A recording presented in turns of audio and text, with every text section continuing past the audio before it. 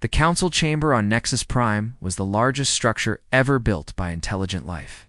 Its walls stretched so high that clouds formed near the ceiling. 47 species sent their representatives here to decide the fate of the galaxy. Their holographic banners floated above seats made of crystal that had taken centuries to grow.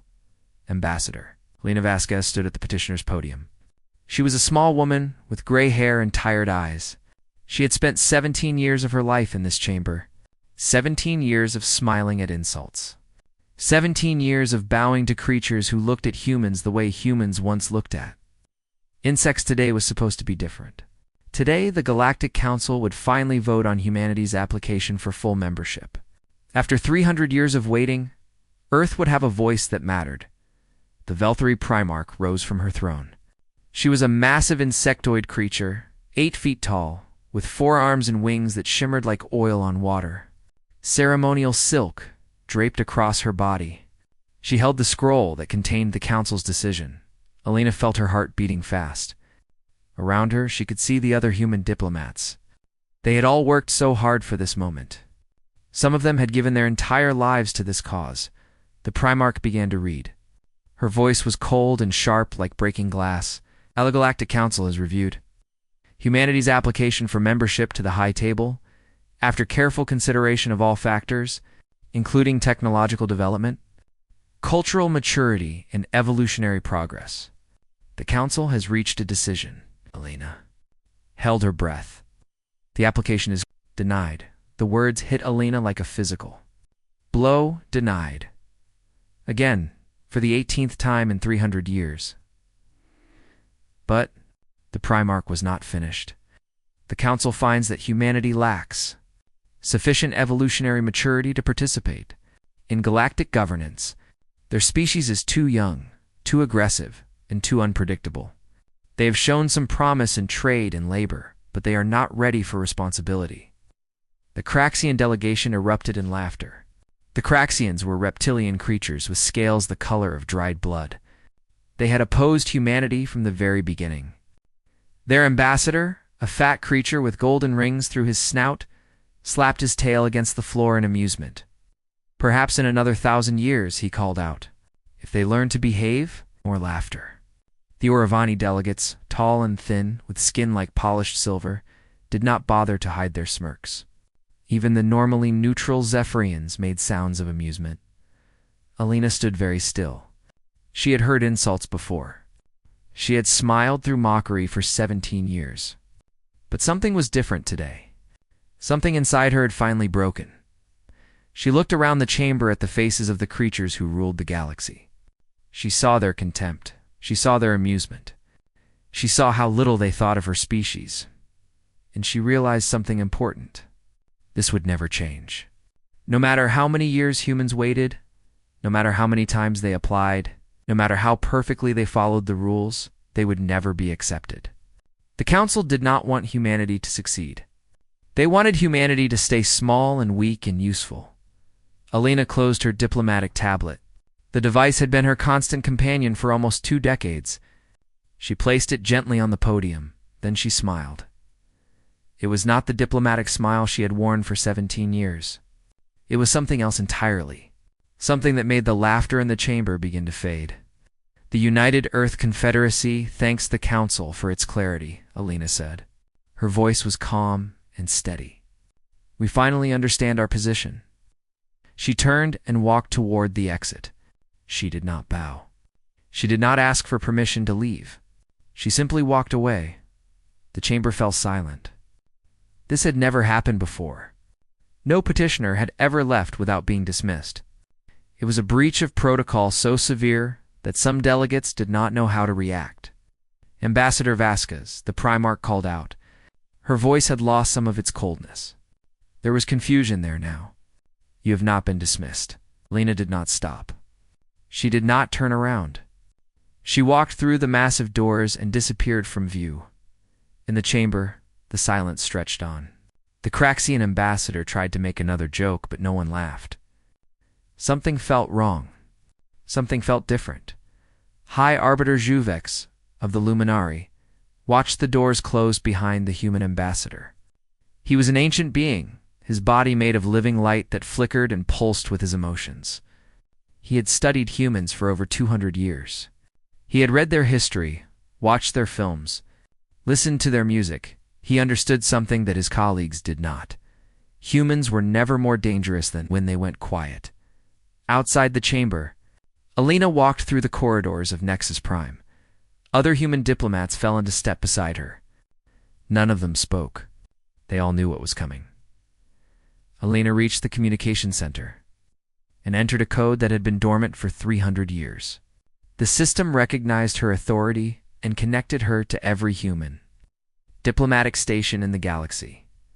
She spoke 3 words: Iron Dawn, active, across 42 star systems.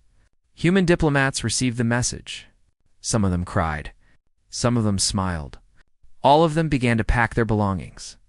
In the council chamber, the Velthari Primarch was trying to restore order.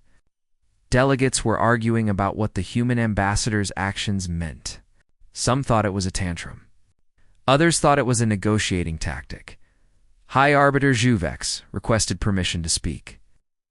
"We should send a delegation to the human embassy immediately," he said. "We should apologize and reopen negotiations." The Primarch's wings fluttered with annoyance. Apologize to them? They are the ones who violated protocol. "You do not understand," Juvex said. "I have studied their species. When humans smile like that, when they become calm in the face of insult, it means they have stopped trying to find peace. It means they have made a decision." The Craxian ambassador laughed again. "What decision? What can they possibly do? They are weak. They have no fleet. They have no weapons. They are nothing." Juvex looked at the Craxian with something like pity. "You see what they have shown us?" he said quietly. "I wonder what they have hidden." No one listened to him. No one ever did. They would learn to regret that. 3 days passed. The Galactic Council waited for humanity to react. They expected angry messages, formal protests, maybe even threats. They were prepared to deal with all of these things. They had dealt with angry species before, but humanity did not send angry messages. Humanity did not file protests. Humanity did not make threats.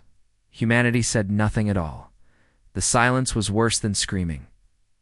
On the first day, human merchant ships completed their scheduled deliveries across Council space. They dropped off their cargo, collected their payments, and flew away. But they did not pick up new contracts. They did not schedule new routes. They simply left. On the second day, human tourists began canceling their travel visas. Hotels on 100 different worlds received polite messages explaining that human guests would not be arriving. Tourism companies that specialized in showing humans the wonders of the galaxy found themselves with empty ships. On the third day, human engineers working on megastructures across Council space packed their belongings. They said goodbye to their colleagues. They apologized for any inconvenience. Then they boarded transport ships and headed home. The Corvani people were building a new orbital habitat around their homeworld. Human engineers had been helping them solve a structural problem that had delayed construction for 2 years. When the humans left, the Corvani realized they did not know how to finish the project. The humans had made it look easy. It was not easy. Similar scenes played out across the galaxy. Mining operations slowed down because human supervisors had left. Research projects stopped because human scientists had withdrawn. Communication networks began to develop problems because human technicians were no longer there to maintain them. No one realized how deeply humanity had woven itself into the fabric of galactic civilization. Humans had always seemed so eager to help, so happy to take the jobs that other species did not want. They had worked hard and complained little. Everyone had assumed this was because humans were simple creatures who knew their place. Now the galaxy was learning a different lesson. Humans had not been serving the Council. They had been studying it. High Arbiter Juvex watched the reports coming in and felt his light flicker with worry. He requested an emergency session of the Council. "We must reach out to the humans immediately," he told the assembled delegates. "We must find out what they want. We must negotiate." The Velthari Primarch dismissed his concerns with a wave of her upper arms. "Let them sulk," she said. They are throwing a tantrum like children. When they realize that they need us more than we need them, they will come crawling back. Give it one rotation, maybe two. Then they will beg for forgiveness. Uvex wanted to argue, but he knew it would do no good. The Primarch had already made up her mind. She could not imagine a universe where humans were anything but weak and dependent. But Juvex had read human history. He knew about their wars, their revolutions, their stubborn refusal to surrender, even when all hope was lost. He knew about a species that had survived ice ages, plagues, and weapons that could destroy entire cities. He knew about creatures who had crawled out of caves and eventually walked on their own moon. Humans were not children throwing a tantrum. Humans were predators who had decided to stop playing nice. Meanwhile, in the Sol system, something unprecedented was happening, Ambassador. Alina Vasquez stood in a room deep beneath the surface of Mars. The room had existed for 300 years, waiting for this moment. Around her stood the leaders of the United Earth Confederacy. Men and women who had inherited a plan that stretched back generations. Alina had a new title now. She was no longer Ambassador Vasquez. She was Strategic Coordinator Vasquez. The change in words meant a change in everything. "Show me the fleet," she said. The walls of the room lit up with holographic displays. Alina saw ships, hundreds of them, thousands of them, designs that had never been shown to the galaxy. They did not look like human ships were supposed to look. They were sleek and angular, with lines that seemed almost alive. They had been built in shipyards hidden inside asteroids, assembled by robots that had been programmed to keep secrets. The Prometheus fleet is at 97% readiness, reported Admiral Chen. He was an old man with a scarred face and eyes that had seen too much. "We can be fully operational within 48 hours, Lena nodded. "What about the technology?" A scientist named Dr. Okonkwo stepped forward. She was young compared to the others, but her mind was older than her years. "We have achieved stable fold space capability," she said. "Our ships can travel anywhere in the galaxy almost instantly. We have also completed development of zero-point energy reactors. We no longer need fuel. We draw power directly from the fabric of space itself." Elena closed her eyes for a moment. For 300 years, humanity had hidden its brightest minds. The smartest scientists, the most innovative engineers, the most creative thinkers, all of them had been working in secret. They had taken the technology they learned from other species and improved it. Then they had improved it again. And again. And again, the galaxy thought humans were slow learners. The truth was that humans learned too fast. They had hidden their progress because they knew that other species would fear them if they knew the truth. Now there was no more need to hide. "The Council does not know what is coming," Elena said. She opened her eyes and looked at the people around her. "For 3 centuries, we showed them our merchants, our artists, our diplomats. We let them think that was all we were. We let them laugh." She walked toward the holographic display of the galaxy. Human-controlled space glowed amber, a small patch of light in a sea of stars. "We tried peace," she continued. "We tried patience. We tried playing by their rules. It was not enough. It was never going to be enough. They decided 300 years ago that we would never be their equals. They just never bothered to tell us." She turned to face the War Council, and her expression was hard as stone. "So we will show them what we really are. We will show them the side of humanity that we kept hidden. We will show them why our ancestors conquered every corner of Earth, why we tamed wolves and split atoms and walked on the moon." Admiral Chen smiled grimly. "Where do we begin?" Alina pulled up a display of a world called Torment's End. It was a Craxian slave planet, a place where millions of beings from dozens of species were bought and sold like animals. "We begin," she said, "by reminding the galaxy what happens when you ignore human complaints for too long." The countdown had started. The galaxy just did not know it yet. Torment's End was exactly what its name suggested. It was a world designed for suffering. The Craxians had built it 3,000 years ago as the center of their slave trade. Every year, millions of beings from across the galaxy were brought here to be sold. The planet was covered with auction houses. holding pens, and processing facilities. Slaves worked in mines that went deep into the ground. They worked in factories that never stopped running. They worked until they died. And then they were replaced with new slaves. The Galactic Council knew about Torment's End. They had always known. But the Craxian Empire was powerful, and the slave trade made them rich. So the Council looked away. They pretended the planet did not exist. For decades, human diplomats had filed formal complaints about Torment's End. They had written reports documenting the horrors that happened there. They had begged the Council to take action. Every time their complaints were ignored. Every time they were told to mind their own business. Now, humanity was done complaining. On the fourth day of the silence, the sky above Torment's End turned strange. The slaves working in the fields looked up and saw something that did not make sense. Stars were appearing where there should be none. Bright points of light. Growing larger and larger, then the stars became ships. 12. Human warships dropped out of fold space directly above the planet.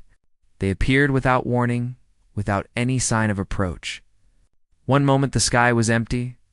The next moment it was full of death. These were not the ships that the galaxy knew. Human vessels were supposed to be slow and clumsy, held together with spare parts and hope.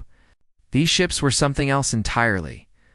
They were sleek and dark, their hulls covered with angles that seemed to bend light itself. They moved through space like predators moving through water. The Craxian defenders did not even have time to activate their shields. The human ships opened fire with weapons that the galaxy had never seen. Beams of concentrated energy cut through military installations like sunlight through fog. Missiles that seemed to think for themselves found their targets with impossible accuracy. Defense platforms that had stood for centuries were reduced to floating debris in seconds. On the surface, chaos erupted. Craxian soldiers ran for their weapons, but their communication systems were already down. Human hackers had infiltrated their networks months ago, leaving behind programs that waited for this moment. Now those programs activated, shutting down defenses and opening doors that were supposed to stay locked. Smaller. Human ships descended from the warships like angry insects. They were troop carriers, but they did not carry troops. They carried medical teams, translators, and engineers. They carried food and clean water and warm blankets. They carried freedom, the slaves of torments. End watched in shock as human soldiers in powered armor walked through the holding pens. These soldiers did not look like the Craxian guards. They did not carry whips or shock sticks. They carried tools that could remove slave collars without hurting the person wearing them. An old Corvani woman who had been a slave for 30 years felt the collar around her neck suddenly go dead.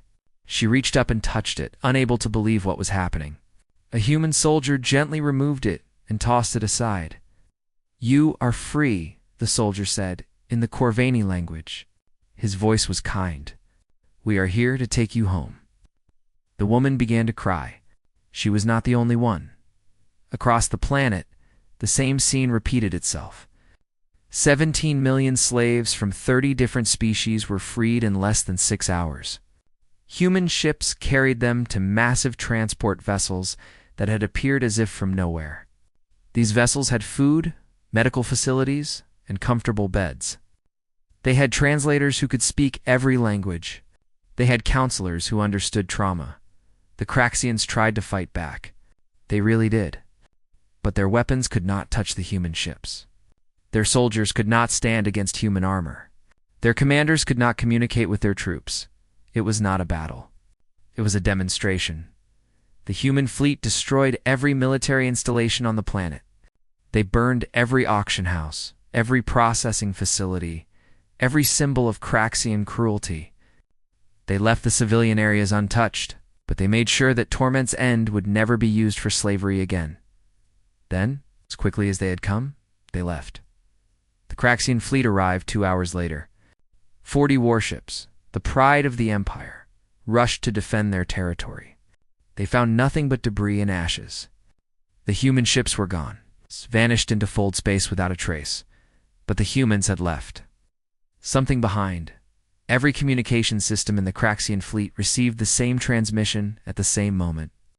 It was a simple message, delivered in a calm human voice.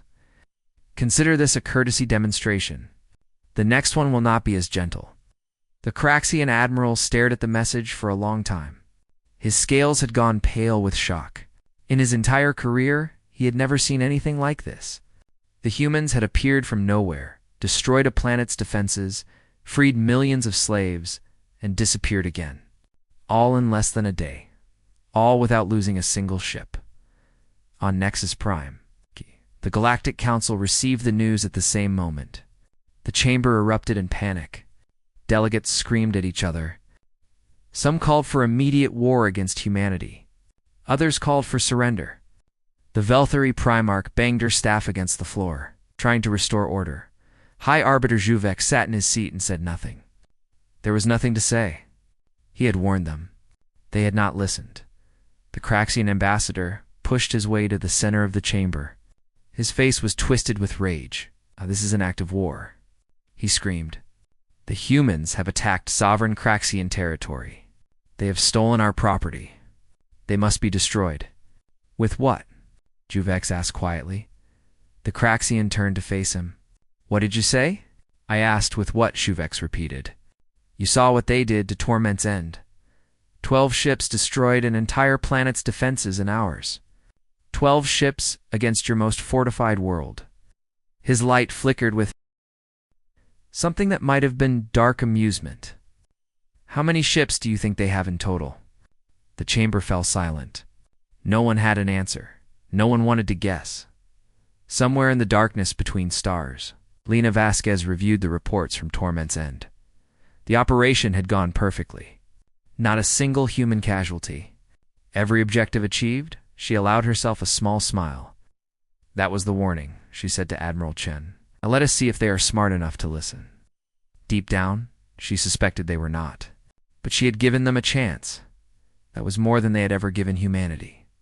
The Galactic Council had not known true fear for 8,000 years. They had faced wars, plagues, and natural disasters. They had survived the collapse of empires and the rise of new powers. Through it all, they had remained confident in their position at the top of galactic civilization. That confidence was dying now. Delegates from 47 species crowded the council chamber, their voices raised in argument and accusation. The Craxians demanded immediate military action. The Oravani called for economic sanctions. The Zephyrians suggested negotiation. No one agreed on anything. The Velthari Primarch tried to maintain control, but her authority was crumbling. She had been the one who dismissed human concerns. She had been the one who laughed at their applications for membership. Now her decisions looked very different. We must form a united fleet, the Craxian ambassador insisted. His voice was hoarse from screaming. Every species must contribute ships. Together, we can crush the humans before they strike again. And what if we cannot? Asked a delegate from the Luminar. What if they defeat our combined fleet the way they defeated yours? That will not happen. The humans got lucky. They surprised us. In a real battle, they would destroy us.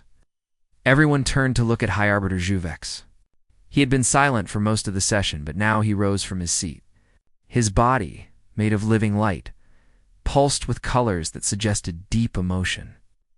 You do not understand what we are dealing with, he said. You see the attack on Torment's End as an isolated incident. You think the humans built a few advanced ships and got lucky? You are wrong. He moved to the center of the chamber, and the displays around him came to life. They showed data, charts, analysis that he had been compiling for centuries. I have studied humans for over 200 years, Juvex continued. I have read their history. I have watched their development. I have tried to warn this council many times, but no one listened. He pointed to a display showing Earth's timeline.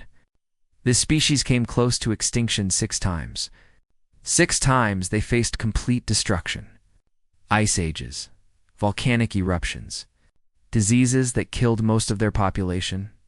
Each time they survived. Each time they came back stronger. The display changed to show human technological development. They discovered how to split the atom before they achieved spaceflight. Do you understand what that means? They learned how to destroy worlds before they could even leave their own planet. They built weapons that could end all life on Earth, and then they chose not to use them. Another change. Images of human wars, revolutions, struggles. Their primary form of recreation involves simulating war. They call these games. They play them for fun. Their children learn strategy and tactics before they learn to read. Juvex turned to face the Craxian ambassador directly. For 300 years, we mocked them. We called them primitive.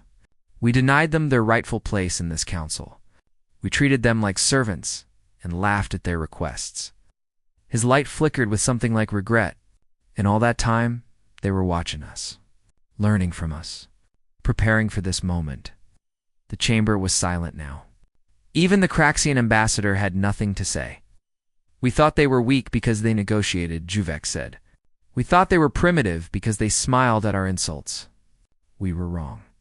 We were watching a predator pretend to be prey. He pulled up new data. Intelligence reports that showed the truth behind humanity's 300 years of peaceful cooperation. Their merchant ships were mapping our territory. Every route they flew, every port they visited, they were gathering information. Their tourists were studying our cultures, finding our weaknesses. Their engineers and scientists were learning our technology and improving it in secret. The evidence was devastating.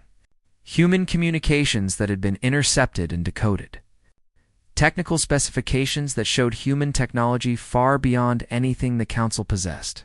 Strategic analyses that proved humanity had planned for this moment for centuries. They let us think they were inferior, Juvex concluded. They let us underestimate them, and we fell for it because it was easier to believe we were superior.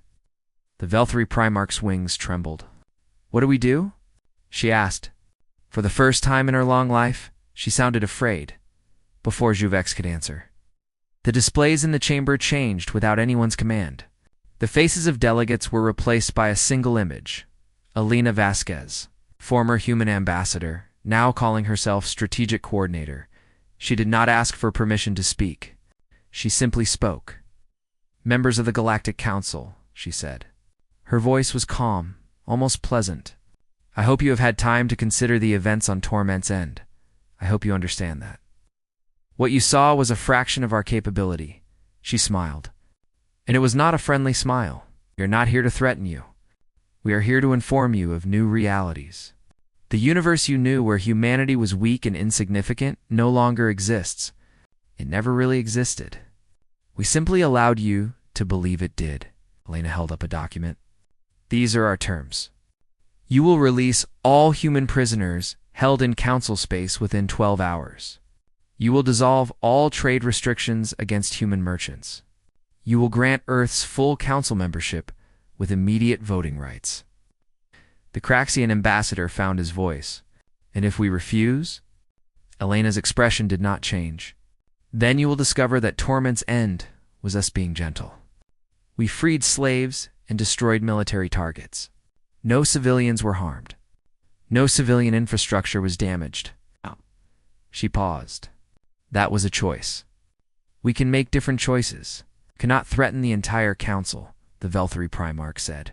But her voice shook as she spoke. I am not threatening anyone, Alina replied. I am stating facts. You have 12 hours to accept our terms. If you refuse, we will demonstrate what humanity can do when we are not being gentle. How? The transmission ended. The chamber remained silent for a long moment.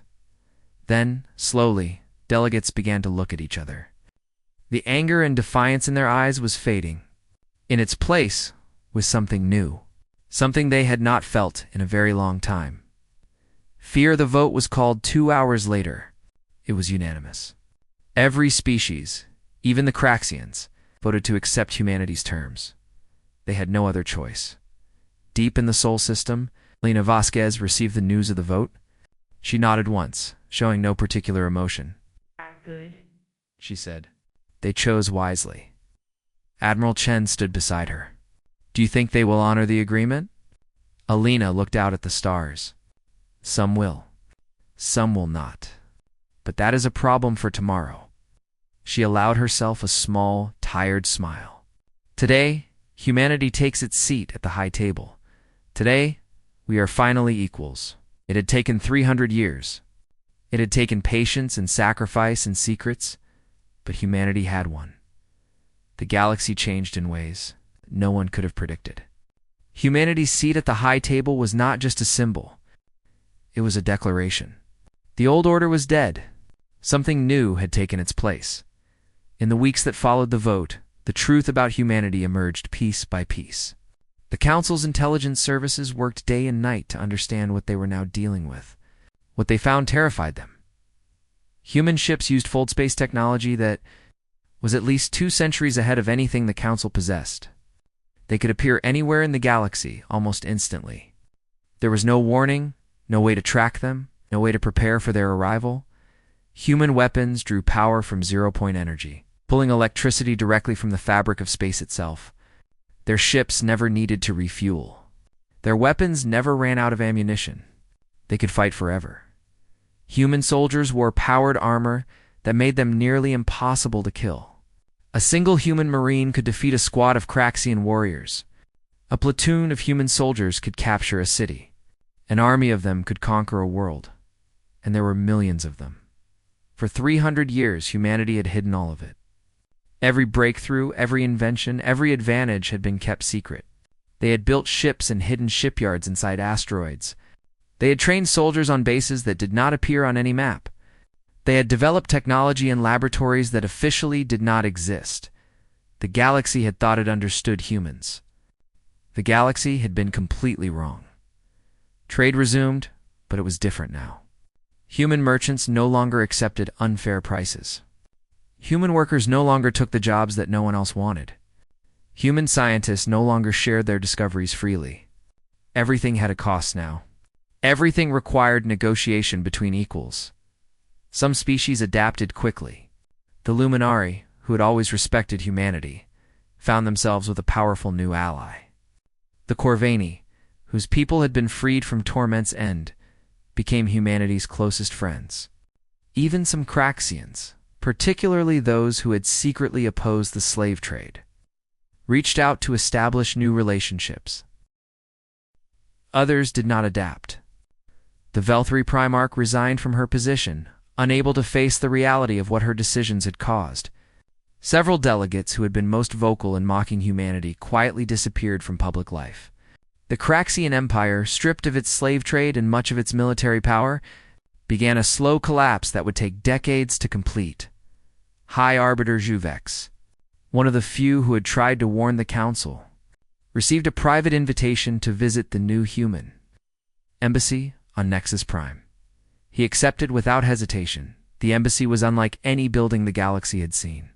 It had been constructed in 72 hours, using technology that no other species could understand. Its walls seemed to flow like water frozen in time. Its windows showed views of Earth, even though Earth was thousands of light years away. Elena Vasquez met him in an observation room at the top of the building. She looked different from the diplomat he had watched for so many years. The tired eyes were still there, but there was something else now. Something harder. Something sadder. High Arbiter, she said. Thank you for coming. I could hardly refuse, Juvex replied. You are perhaps the only person in the galaxy that I truly want to understand. They stood together at the window, looking out at the stars. For a long time, neither of them spoke. Why? Juvex finally asked. Why hide for so long? You could have dominated the galaxy from the moment you achieved spaceflight. You could have conquered every species you encountered. Why pretend to be weak? Alina was quiet for a moment. When she spoke, her voice was soft. Because we remembered what we were. She turned to face him. Do you know the history of my species, High Arbiter? The real history, not the sanitized version we shared with the galaxy. I have studied it extensively, and you know about the things we did to each other. The wars, the genocides, the centuries of cruelty. We enslaved our own kind based on the color of their skin. We killed each other over differences in belief. We nearly destroyed our entire world because we could not stop fighting. Lena's eyes were distant. Seeing something far away, We reached the stars and found ourselves the weakest species in the galaxy. We saw an opportunity. We could start over. We could be different. We could show the universe a humanity that was kind and patient and cooperative. So you pretended. Right. We tried to be better. We genuinely tried. Alina shook her head. We swallowed our pride. We accepted the insults. We followed your rules even when they were unfair. We gave peace every possible chance. She paused, and something dark flickered in her eyes. But we also prepared. Because deep down we knew the truth. We knew that eventually the galaxy would push us too far. We knew that eventually we would have to remember what else we are. Juvex considered her words carefully. And what are you? Alina smiled, but there was no warmth in it. We are the species that turned wolves into pets. That conquered every environment our world offered. That looked at the atom and thought, I can make this into fire. We are survivors. We are predators. We are the monsters that other monsters tell stories about. She turned back to the window. The stars seemed cold and distant. We did not want to show the galaxy our teeth, she said quietly. We wanted to be better than our ancestors. We wanted to prove that humanity could be something more than what we were. Her reflection in the glass looked tired. It looked old. But you did not let us. You laughed at us. You mocked us. You treated us like animals for 300 years. She closed her eyes. So now you know. Now you see. Now you understand what we really are. Juvex stood beside her in silence. He understood something in that moment. The humans had not won. Not really. They had simply stopped losing. Do you regret it? He asked. Alina did not answer for a long time. I regret that it was necessary, she finally said. I regret that your people did not give us another choice. I regret that the galaxy will never see us the same way again. Shh. She opened her eyes and looked at the stars. But I do not regret protecting my people. I do not regret freeing the slaves of Torment's End. I do not regret showing the universe that humanity is not to be dismissed. A small, sad smile crossed her face. We tried to be lambs. You would not let us. So now you have the wolves. Juvex nodded slowly. There was nothing more to say. The galaxy had changed. Humanity had taken its place among the stars. The future was uncertain, but one thing was clear. No one would ever underestimate humanity again.